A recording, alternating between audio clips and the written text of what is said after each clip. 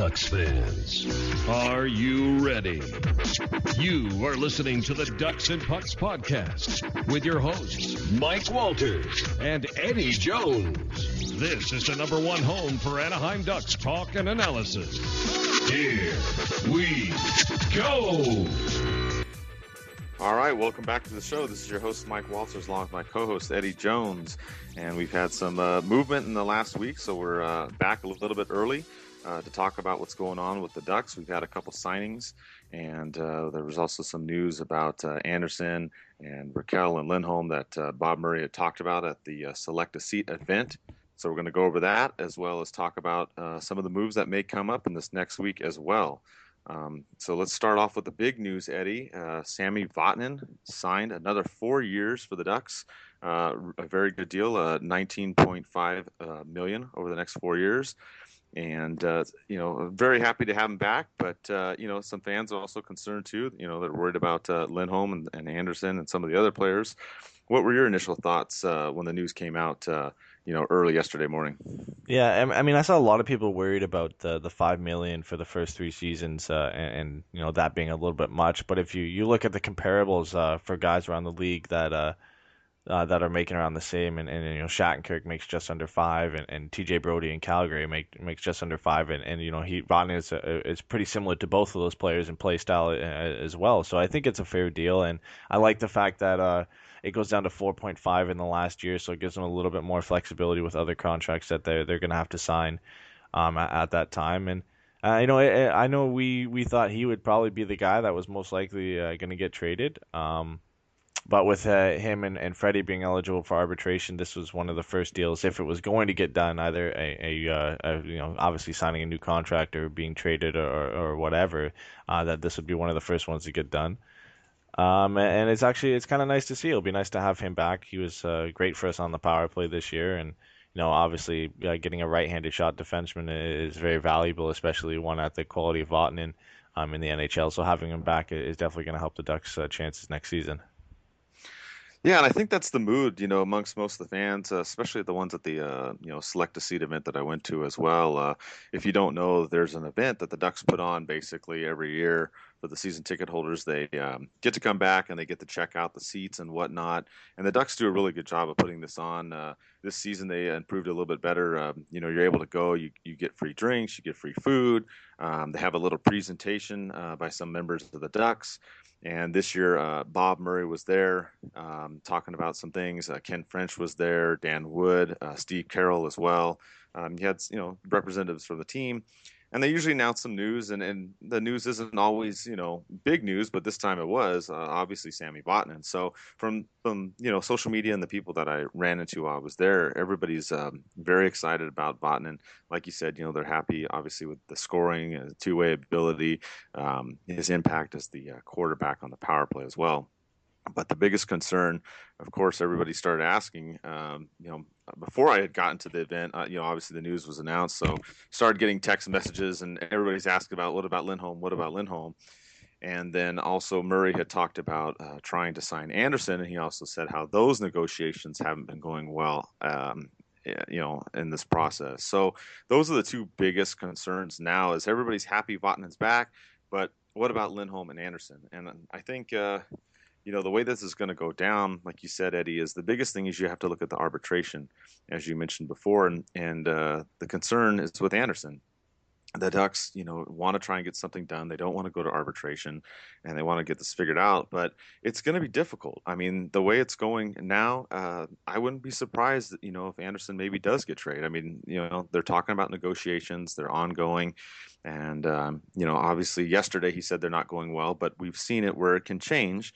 You never know. Something, maybe he does get something done with Andersen, and Gibson's the one that gets traded. But from what I'm hearing and what I've seen so far, it doesn't seem likely that Andersen would return. And it seems, with obviously the draft coming up, Eddie, and also the comments by Murray on the Facebook Live that they did on the Ducks official page, that he's really big on getting draft picks. So maybe that's something we see in this next week. Maybe we see Andersen get traded for some draft picks. I don't know. What do you think, Eddie? It's been the most likely scenario for the two goalies that all season long. Obviously, we've known all year that Freddie's going to have to sign a contract at the end of the year. It helps a bit that he's a restricted free agent. It gives them a little bit of leeway in discussions and being able to trade him without having to sign him. So it's not too much of a surprise. And we also know that they're going to have to trade one of them. And Murray addressed that in the Facebook Live video that, with expansion coming up and obviously the announcements coming up, I believe, this week, that they're going to have to trade one of them. And it just makes sense right now with Freddie. I mean, a lot of people think Gibson isn't ready. I mean, they'll obviously look at that. They'll look at a lot of things. I'm sure that's coming up in the or the discussions for a contract, so they can try and avoid arbitration. He did say he wants to sign Freddie to a contract. It doesn't mean he is going to stay. They could do a sign and trade that gets you a little bit more value. But it all depends. We'll have to wait and see. I think it's like you said, it's more likely that Freddie gets moved, but really there's still a possibility that it goes the other way. Yeah, and that's the thing to keep in mind. I know a lot of people are, they're stressing out because there's a lot of people that think Andersen's better than Gibson, that we should keep him instead. There's also a lot of people that thought that Lindholm would get signed first, but obviously Lindholm doesn't have the arbitration deal to worry about because he's coming off his entry-level contract, so that's a little bit different with him and Rakell as well, which Murray did mention when I was there yesterday, that he obviously is trying to sign both of them back as well. I just don't really see the Ducks able to sign Lindholm, Rakell, and then either Gibson or Andersen. I just don't see them keeping, that kind of framework. I would really, hope that maybe either Andersen or Gibson gets moved, and then the Ducks keep Lindholm and Rakell, because like you mentioned, with the draft coming up, the Ducks are only going to be able to keep, both goalies for one more season realistically before one of them gets picked off in that entry-level draft. So I think it would be more beneficial for the Ducks to maybe save the money on Andersen and trade, get picks, and then try to give that money towards Lindholm and Rakell, Eddie. Yeah, and it's obviously a difficult situation too. I mean, they do have. It's better than him being a UFA because you do have his rights as an RFA and you can trade them. But obviously as a signed goaltender, he's worth more than he is as being an RFA, because it's not a sure thing for whatever team acquires his rights. And we've seen rights being traded in the past, and the value is a lot lower than actually trading the player themselves. So that's obviously something they'd be working to right now.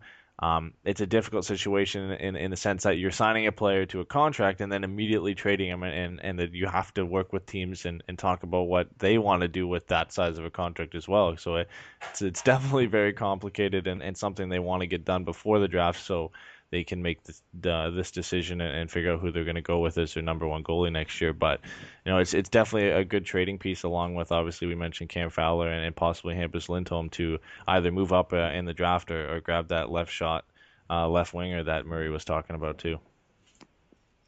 Yeah, and you also mentioned Fowler as well. I mean, that's another name that's come up. People ask about the defense, and with Vatanen, everybody's thinking that, okay, the Ducks aren't going to be able to keep all the defensive players that you have. So another name, besides Lindholm that's come up has been Fowler. We had some fans ask about that trade. We had Khalid ask, what's your thoughts on a potential trade for Fowler to Toronto for JVR? On this trade, what I want to remind people too is, when rumors come out and whatnot, we usually don't put out the rumors because we like to verify if something's, it's got to be a pretty legit source and whatnot. So this rumor that's been going around about Fowler and JVR, in case you weren't aware, it's gone all the way back to the trade deadline. So I'm not saying that this isn't a legit rumor, that there aren't talks, but just keep that in mind. Consider the source. There's a lot of websites and social media accounts that'll put out, oh, there's this trade and that trade, and then you ask them, well, what's the source? And then they don't have an answer for you. So, I take it lightly. I wouldn't mind that trade. I mean, if that was to happen, it falls in line what Murray was talking about yesterday as well, about getting a left wing, left-handed shot for the team. So that would fall in line with that. I just don't know if that would be the move that would be made, Eddie. Yeah, it's another complicated situation, and we talked about how crazy this offseason is going to be. And Murray mentioned yesterday that he has a wealth of defensemen on the blue line, and not all of them are going to be able to play next year, especially since that we think Theodore is definitely going to come up and start. So if you look at the right-sided defenseman with Vatanen being signed, it's pretty much locked down. It's going to be Vatanen, BX, and Manson is what we believe. And then on the left side, you have Fowler, Dupre, Lindholm, and then Theodore, and then even Stoner. But we all think he's probably going to be a seventh pairing defenseman. So you still got four there in Fowler, Lindholm, Theodore, and Dupre.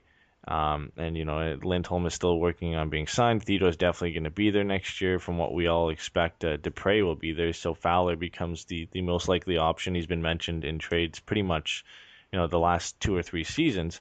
And then the JVR has come up being a trade target for Anaheim over probably more longer than that. He's been a target for the Ducks. It would be a good fit. It's a possible 1-for-1. It all depends on the. Hockey trades are hard to pull off, but I think realistically, Fowler for JVR is a pretty good value. Their salary caps are pretty close. Their ages are pretty close too. Fills both two needs for both the teams, and I think it's a good trade to make. But it's not as easy as it seems either. So the Ducks still have to sign Lindholm. Unfortunately, he's still a trade target that is a possibility if they can't sign him to the deal that they would like. And there's always Simon Dupre too. I don't really think he will be traded, but one of these left shot defensemen have to be traded, so you can't really throw his name out of there yet. Yeah, and that name is brought up, by other people as well as Simon Dupre. So we'll see. He was at the event yesterday too, and he's pretty big on staying in Anaheim. But again, he's not the one that's going to decide. It's Murray and the organization. So another piece of this puzzle for people to remember that's making this even more complicated, which has kind of been the theme of the podcast so far, is about these decisions and how difficult they are, is if you remember back in the middle of the season, Lindholm and Andersen had those issues with their agent trying to figure it out. They had a company with another guy, and all this stuff was messed up, and it ended up, to make a long story short, Claude Lemieux now represents Andersen and Lindholm. Part of the problem that I've heard is them trying to be signed and wanting the deals that they want is being the issue. Is Andersen and Lindholm both want decent deals. We talked about Andersen. We actually looked at some of the goalies and what they're getting paid, and Andersen could reasonably ask for $4 to $5 million a year.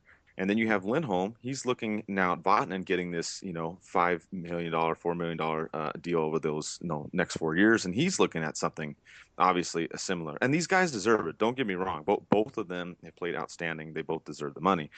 But that's an issue. You've got Claude Lemieux representing them. They want to get those decent contracts, but you also have Murray trying to balance it out. The good thing for Murray is he only has to talk to one agent. That's the good thing for those two players. But the bad thing is the expectations and what Murray can do. It's going to be difficult. I just don't see them both staying with the team. I think it's really difficult. I would see Andersen being moved and then trying to use that money to really keep Lindholm. But, things can change. That's the one thing I want everybody to remember is stuff can change last minute.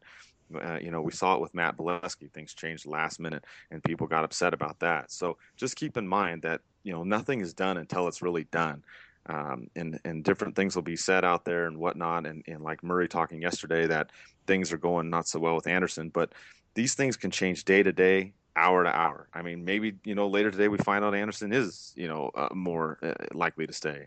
It's just a crazy time right now. But that's what I see right now as being the biggest issue with Andersen and Lindholm is the affordability that Murray, is going to have trying to keep both of those guys, Eddie, and at the same time, trying to deal with, the expectations of what Claude Lemieux thinks their contract should be. Yeah, and a lot of it probably has to come down to term as well. I think 4 years works out perfectly for the Ducks with signing Sami Vatanen. Even at $5 million, I think it still works out with a lot of the contracts expiring before that, like we mentioned before. With Lindholm, I'm sure he definitely deserves at least what Vatanen gets. Fowler and Bieksa make 4, Vatanen now makes 5. You would expect something in between there, maybe a little bit above. I don't expect him to make a lot over $5 million if he does sign a contract, and in that case, you would expect the term to still be around 4 or 5 years, and it is possible that they could be looking at 6+ for Lindholm only being 22, maybe looking to sign a new contract around 28, 29. And that's definitely an option for them and something they could be exploring. And we heard Murray mention before he doesn't like the long-term contracts. We see that with Vatanen only signing the 4-year one, and that could be a realistic case for Freddie too. And him looking for around 5 million, but at a longer term than the Ducks and Bob Murray really want. And at least with Lindholm, you've got a little bit of time. There's no arbitration with him. You can wait longer. You can wait as long as you want. Like even Murray said, into late August, early September. And the same goes for Rakell, who I'm sure they're looking at some kind of bridge deal for. But with Freddie, it's a little bit more complicated with him being eligible for arbitration. They can negotiate all the way up until arbitration, which I believe is in late July and early August, but the player can file as early as I think it's July 5th. So they would like to get it done, obviously before then and before they have to deal with free agency and everything like that. So it's not kind of lingering in the background. So, even if he does end up signing a contract, like we said, don't rule out the chance that, he's staying for sure. There's a possibility they could do a sign and trade, and a lot of things are definitely going to go down in the weeks leading up to the draft, and especially on Friday, Saturday, Sunday during the draft. Yeah, and Murray alluded to that yesterday while I was there as well, as he was saying, this next week he's trying to get some things done. He expects more signings to happen this week, and he was really big on draft picks and getting more players back into the system. Obviously down in San Diego as well, which there was also the news that came out this week. The Ducks did extend the contracts of two of the guys in San Diego. Andrew O'Brien, they signed to another 1-year, 2-way contract, and also Joseph Cramarossa, they signed to another 1-year, 2-way contract. So they got both those guys back in San Diego. So those are some of the minor signings that we've seen. So there's been 3 signings basically in the last week, but he still wants to retool down there and make sure he has enough coming up in the system as well, Eddie. That's what leads me to believe that if a trade's going to be made, it's going to be made sometime this week, or maybe Friday morning. I'm going to be off work on Friday, so I'm going to be on track of all this stuff and be posting everything as it happens. Because we've seen it before, and not just with the Ducks, but other teams, Eddie. When the draft comes up, we've seen things happen hours and minutes right before the actual first round takes place. So it's going to be a crazy week for sure. And going into July with free agency again, it's going to be even more hectic. But one thing you can point at is the Ducks can keep Lindholm and Rakell. If you look at the cap space they have now, if you look at Cap Friendly or some of these other websites, the Ducks have about 13-14 million. So it is doable, Eddie, that they can resign, Rakell and Lindholm if they are to give Rakell, say over 4 million, and Lindholm over 4 million, and then Rakell obviously a bump up in his salary as well. So it's very doable coming up this time, but we'll have to see. I think the Ducks will make some kind of a move in this next week, though, leading up to the draft. Yeah, there's a lot of moving parts to go to any deal right now. I mean, the Ducks only really have 8 forwards locked down for next season. Obviously, Getzlaf, Pirri, Kessler. You've got Silfverberg, Cogliano, Garba, and Wagner. And then you can include Nate Thompson in there because he's still signed for next year. But like we know and we'll mention later, he's going to be out for at least half the year. Again, like he was last year. But they've got David Perron to deal with, Jamie McGinn, Sean Horkoff, Chris Stewart, Brandon Pirri, Rickard Rakell, and Mike Santorelli, which is more than half the forwards that they had last year, and they've got to deal with all of those along with signing Rakell and Lindholm. And you have to think about how many of those guys are going to be back, how many are going to move on, and then who are you going to replace them with in free agency. And a lot of cap space is going to go towards that as well, because you would expect David Perron to expect a decent salary around 3, 4, 5 million. Same with Jamie McGinn. And then filling out the bottom part where guys are making $1 to $2 million each. So you kind of got to be strategic with who you're signing, how much you're signing them for, so you can have a competitive team up front still. And that works into what Murray said about signing or trading, for that left shot, left wing. There's a lot of options out there. We mentioned before Nash, JVR, Taylor Hall. Drouin's still out there. Louis Eriksson, Jeff Skinner, Yuri Hoodler. There's a decent amount of options out there, but those guys. Pretty much all of them except for Drouin command upwards of $5 million each in salary, so that takes into account too. So if you couldn't make it any more difficult, that comes into the equation as well. So it's definitely tricky navigating right now for Murray and his staff. Yeah, you mentioned that left wing, left-handed shot, and that's something that the Ducks are going to look at. And we've looked, at the list of players out there, and I mean, there's some quality players out there, but I really think the issue is going to come down to the money because if the Ducks are going to keep Lindholm and Rakell, that's going to bite into that 13, 14 million in cap. And then if you go after a left wing out there that's high on that list, the names that you mentioned, some of these guys, they're in the 3-4 million range too. So I mean that would put the Ducks, close to the cap again, which we all know they don't spend up to the cap. They always leave some room. So that's my concern is if they're able to get that left wing that they want, because it seems like from Murray's discussions yesterday online and when I was there in person that he wants a left wing, a younger guy, but an established guy to come in. Obviously they tried it with Hagelin last year and it didn't work out. We mentioned Bolesky earlier. That didn't work out the season before as far as the contract negotiations went. So I think that they would look for somebody like that. But I mean, if they were to go more of a Druin type person or a Hoodler type person or something like that, maybe that's something that they could do because some of those other names higher up, Nash, obviously, and some of these others, there's just too much to ask for those guys. You know what I mean, Eddie? It's going to be a stretch if you're going to try and bring back Lindholm, Rakell. You still got Perron and McGinn as the UFAs that we've talked about too. That we would like to see them back, and those are some good options as well. So that's kind of where it sits, Eddie. I think it's going to be difficult to get a quality left-handed left wing. Not that it can't be done, but this is just going to be a crazy week for Murray trying to get this all sorted out. Yeah, and you look at the two big names on that list, at least with cap and I guess with quality of player, are Nash and Hall, and those are the two hardest deals to make. I mean, you would have to make a trade with a guy who has some salary in it, a Fowler or even Stoner as part of another deal, or Freddie or somebody who has some salary, because Nash makes right now 7.8 million in cap for the next 2 seasons. So if you do trade, say, a Fowler to the Rangers, you're still taking on $3.8 million in cap. So in a deal like that, that one doesn't really make much sense. Taylor Hall, he makes $6 million for the next 4 years. Which is why, I mean, I still don't see Edmonton trading a player like Taylor Hall and really Murray bringing in $6 million added on to the big contracts we already have up until 2020, 21. That's a lot of salary to bring on. Honestly, I think the most realistic option is JVR in Toronto. I think for both teams, the trade just works. Fowler makes $4 million for the next 2 seasons. JVR makes $4.25 million for the next 2 seasons. The Ducks only bring on $250,000 in cap. One for one deal. The Ducks get a 27-year-old left shot, left wing power forward in James Van Riemsdyk, and the Leafs get a young mobile defenseman, which a lot of teams are looking for right now, top four pairing defenseman for their team. And I think it's a really good deal for both teams, and honestly the most realistic one. And then you move on to the two guys that you would look at in free agency, and Louis Eriksson and Yuri Hoodler, and I think those are still difficult to pursue as well. And if you're trying to, like you said, leave cap space for Lindholm and Rakell and some of the other players, they'll be looking for at least $5 million each. They both had pretty good seasons last year in Boston and Calgary respectively. So a lot of pieces will have to move out to bring a guy like that in. So if anything happens, I think realistically Toronto is just the best partner to trade with at the moment. The only thing I would add on the Toronto thing that people got to remember too is that, Murray's big on Fowler. Obviously, homegrown product, the help with Scott Niedermayer, that's been a big issue that's come out.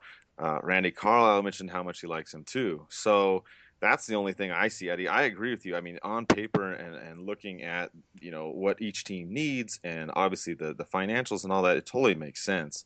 I just don't know based upon how high that Carlisle and Murray are on Fowler. I just don't know if they want to move him, Eddie. That's the only thing that I see. I mean, obviously they're high on Lindholm too. So that's what kind of leads me to believe if something, works out and they're able to keep Lindholm, maybe you see them try to move somebody else like a Stoner or a Dupree. I mean, not that they would be easy to move, but there's just a lot of things out there that can happen. That's what we're basically saying. And I mean, I know it's tough because people want answers and like, well, this is going to happen and that's going to happen. And I mean, you can't say that right now. I mean, it's just too crazy. But I think you're right. Lindholm obviously is the priority first to get him back. If not, then Fowler's probably the next likely in the order. But if they want to keep both of them, then I think you go down to Stoner and Dupree. Yeah, and I think a lot of it hinges on how ready they think Theodore is. I know a lot of the fans, and of course us, we think he's ready to play in NHL, full time next year. And that definitely that takes up a spot on the roster. And then, Dupre, we expect him to be back. He makes a decent salary for the next for the foreseeable future, really, at 3.7. He's only 24. He's a two-way guy. He's a physical guy. It's good to have a guy like that in the lineup because if you keep say if you trade him, then you've got Lindholm, Theodore, Fowler, and Vatanen, who are all really similar players. It's not like they can't play defense, but it's not there's not a lot of physicality in that lineup, and losing a guy like Dupre, you kind of lose that. So, it really does come down to Fowler and Lindholm. And honestly, I think a lot of us would like to keep Lindholm. I would love to keep Fowler too, but when you have a lot of guys ready to come up, especially in Theodore and eventually Montour, some guys have to go out. And it all depends on who the coach and the general manager think they want to keep. And it does make sense to go in Toronto. Though there's also still the option of moving, even Freddie for possibly for that left wing, left shot player. Toronto's looking at a goalie. A lot of other teams are looking for a goalie too. There's so many options right now. I mean, we can't even discuss all of them. So we'll just have to wait and see what happens. And with that, the draft is coming up. The Ducks currently have 5 picks. They've got the first round pick, 24th overall. They have the 85th overall in the 3rd round, then the 93rd and 115th in the 4th round, and then the 205th in the 7th round. At least as of right now, that's what it's going to be. I mean, based upon Murray's comments, it's probably going to change. If you haven't seen it already, there's a bunch of articles on our website that are out that Thomas had put out. He talked about the Ducks trading up in the 1st round. There's 4 different articles. They break it down basically from the 1st to the 20th pick if the Ducks are going to try and trade up. So he goes through a bunch of scenarios on there. They're very good reads. They're very detailed. He talks about a lot of what you and I talked about, Eddie, the movement of the goalies, the movement of the defensemen in there. So if you want more detailed stuff, that really breaks it down, I encourage you to go read all 4 of those articles. I will post another article summarizing these draft picks with links to those 4 articles just to make it easier for everybody to go look at. In addition to, we also have a transaction tracker up on the website as well that lists the movements that have gone on so far. So if you go on the DucksNPucks website and you look on there, and I'll repost this too as well, you can see the last 3 signings this last 3 weeks. There's a space for trades. Obviously, that's empty as of right now. And we'll also lift the draft picks on there and what happens. And, going into the draft, Eddie, assuming the Ducks stay with the 1st round pick, 24th overall, we've got some questions from some people. They ask, what are the Ducks looking for? We had Adam asks, are they looking for defense or are they looking for offense in the draft? And at least going into the 1st round, what are some of the players that you think that the Ducks may, go for, and what positions and whatnot? So in the draft this year, obviously the front 3 is front loaded with forwards, and then you look down from there. The only really quality defensemen are going to go in the top 10, and there's 3 of them in Sergachev and Chychrun and Ulovi. And most by the time it gets down to the Ducks, it's going to be a lot of forwards left. And I think that's really where they need to start drafting. Murray mentioned that in the Facebook Live video that, they have to start drafting for forward. They have to look to the future there. He'd love to add some more draft picks. Specifically, he mentioned that they'd like to add some more prospects at center. I think that's a good deal for them. And really where they're drafting too, there's a lot of good centers. On most of the mock drafts I've looked at, there's 3 players that seem to be around the position where the Ducks are going to be drafting. Pascal LeBurge, who plays for Victoriaville in the QMJHL, is one that seems to be, consensus going to number 24 for the Ducks. And, it's definitely a good option for them. I think they need to restock at center. He had a good season with Victoriaville this year. Played very well in the prospect game earlier on, and I believe it was in January or December. He had a very good game there. There's also Alex DeBrincat, who's a right wing who plays for Erie. He's played with Connor McDavid and with Dylan Strome, so there's a lot of debate around. He's had back-to-back 51 goal seasons, but there's a lot of debate on if he can actually do it on his own, or if he was benefiting from playing with those centers. He's a little small at 5'7", but if the Ducks are looking to stock up on a goal-scoring winger, he'll definitely be available come the time that they have to pick. And lastly, if the Ducks want to go back to some Swedes, there's Rasmus Asplund, who plays obviously in Sweden. He's a 5'10" center, and he's been playing in the Swedish league for the last 2 seasons, so he's been playing pro hockey. So he's got the jump on the other two prospects, but he's a little bit small to be at a center. Kind of a similar mold to Rakell, and he's a skillful center. I believe he shoots left though. But those are definitely three options that the Ducks could look to draft, and unless they move up, obviously. Yeah, and with that, Thomas, again, he's going to have an article on the draft coming up in the first round of who the Ducks should take. I don't know if he's going to go beyond the first round or not, but we're going to have an article more detailed on that as well coming up this week. So look for that. And, the players you mentioned all make sense to me. It's just going to matter if things are going to change or not. I know that's a frustrating answer for some of you out there to hear, but this week, it's a lot's going to happen. And some of the questions that some of the people asked, if we kind of talk about all this as a whole, Eddie, is a lot of people are wondering, what should the Ducks do, overall? We even had one question asking about the Ducks modeling their defense after Pittsburgh.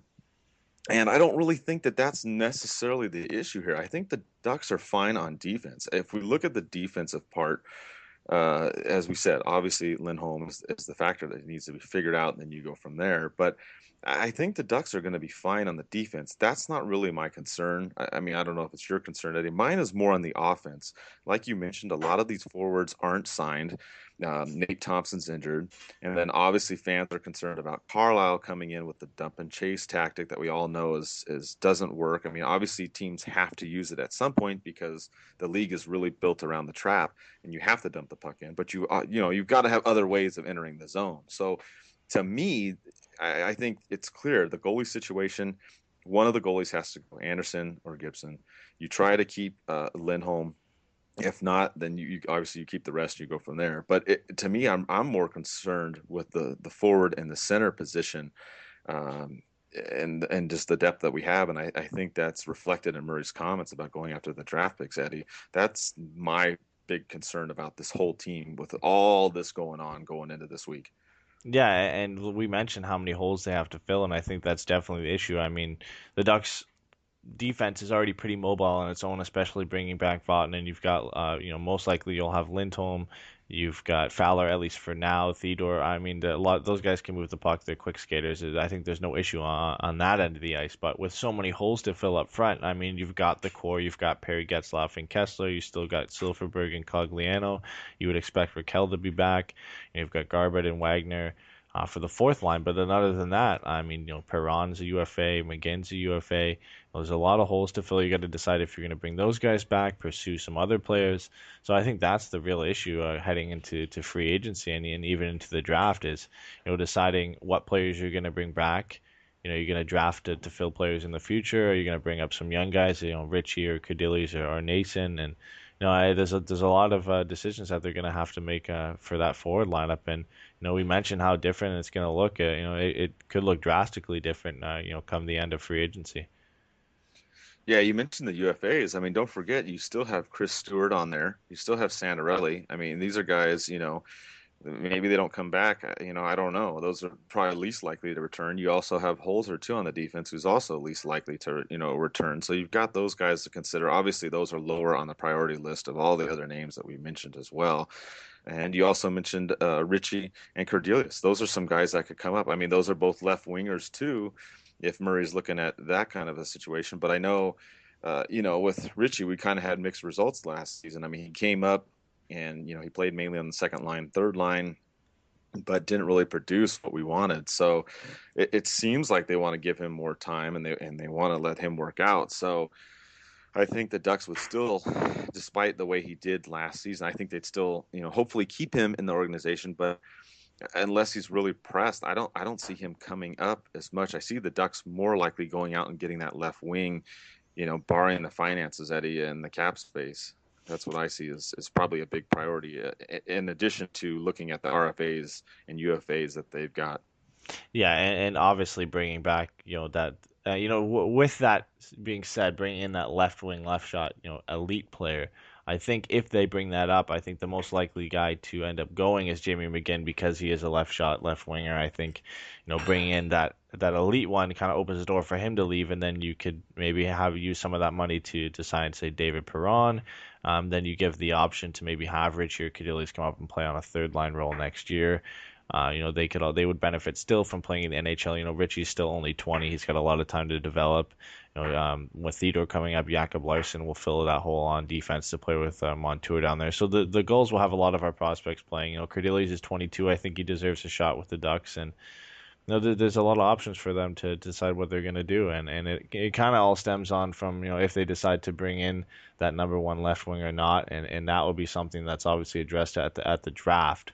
So then they can decide on who they want to sign for free agency and everything like that. And I'm sure the discussions, even with the UFAs right now, are ongoing. And again, we keep coming back to it, but we're just gonna have to wait and see. It's gonna be a crazy week, and it's gonna really all come to a head at the draft. I agree, and I think one other thing to look at too is as far as the Ducks. Obviously people ask a lot about the Pittsburgh Penguins. We've had some questions about that and the way that they played the game, and obviously, if you look at the Sharks and the Blues and Tampa Bay and these other teams and how well they did in the playoffs, a big concern among a lot of the fans is not only, all this movement that's going on this week, but how are the Ducks going to perform next year? Because a lot of people, and I know they're out there, they're concerned. They know there's uncertainty with the roster. There's people that are still not happy that Carlisle's the coach. People have mentioned that, to me when I was there yesterday. I heard people saying it, which I totally get it. We've gone over all that the last show, but we got to move forward. And after all this stuff settles, obviously next week we'll come back. We'll have a podcast. We'll talk about the draft. We'll talk about the players. We'll talk about whatever moves happen in this next week. But I think that the overriding thing is, as far as the Ducks and how they're going to do next year, Eddie, and you brought this up, is they may go after speed players and get those kind of players back, which, we saw it didn't work with Hagelin. But that's not the only thing that's going to make this team better. The thing that's going to make this team better is what you brought up, is the transition game. If this team is going to be a contender next year, not come out slow and do what they need to do in the beginning, it's going to start with the passing. And that's what we talked about last year. Back in October and November when the Ducks were doing terrible, their transition game was awful. They could not make passes. They were not positioned properly. They finally got it going after the holiday break, and that's when you saw them doing that. So I think that's what Murray's looking at. He may be looking at speed players like this top left wing that we've talked about, and obviously making some picks and keeping Rakell, who fits in that mold too. But that's what they're going to have to work on for them to be successful next season. I am not concerned about the defense, and I'm not concerned with the goalie. If they go with Andersen or Gibson, it's a tough decision. Go with whichever one you're going to go with, and go for it. But it's going to come down to that offense, how they move the puck, how they enter the zone, and that's what's going to determine. Because Carlisle's fine at defense and special teams, and the Ducks were number one in special teams last season. I'm not concerned about those things. I'm more concerned about the counterpunch of this team and how they're going to respond offensively. Yeah, and I think the benefit of bringing in a coach before the draft and before free agency is they can work together and bring in players who they think are going to fit the system. I know we had a lot of turnover last year, and it obviously hurt the Ducks in the beginning part of the season, and we expect a lot of turnover this year, especially in offense. And I think with the coach being in place, you can bring in guys who have either worked with him before or who they think will fit the way that he wants this team to play.